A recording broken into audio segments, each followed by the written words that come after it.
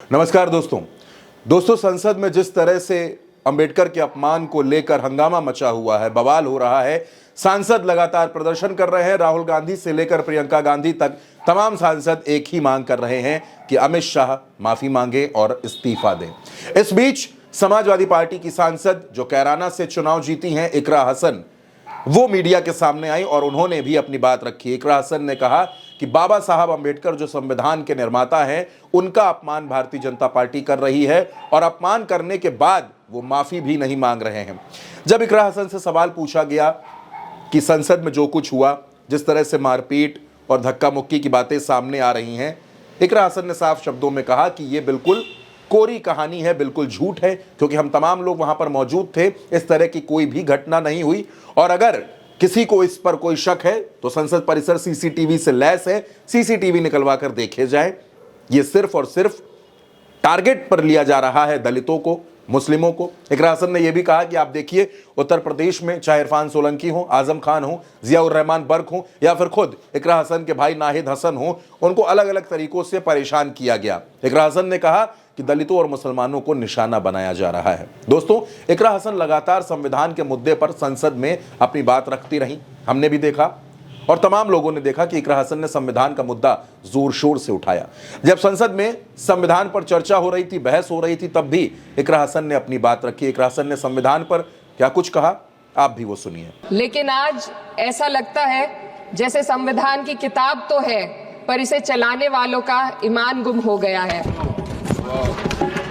आज हिंदुस्तान में हर वर्ग को किसी न किसी चुनौती का सामना करना पड़ रहा है, मगर अल्पसंख्यक, खासतौर पर मुसलमानों पर जो कहर टूटा है वो किसी से छुपा नहीं है।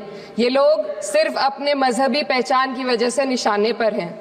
संविधान का अनुच्छेद 15 कहता है कि किसी भी नागरिक के साथ धर्म, जाति या किसी और वजह से भेदभाव नहीं होना चाहिए, लेकिन हकीकत इसके उलट है। हालात इस कदर बिगड़ चुके हैं कि hate speech, mob lynching, bulldozer द्वारा घरों को गिराने की घटनाएं आम हो गई हैं, खास तौर पर उत्तर प्रदेश में, जहां ऐसा लगता है जैसे कानून के नाम पर जंगल राज चल रहा हो। अब दोस्तों, तमाम सांसद सामने आ रहे हैं और बार बार एक ही बात कह रहे हैं कि भारतीय जनता पार्टी देश को गुमराह करना चाहती है।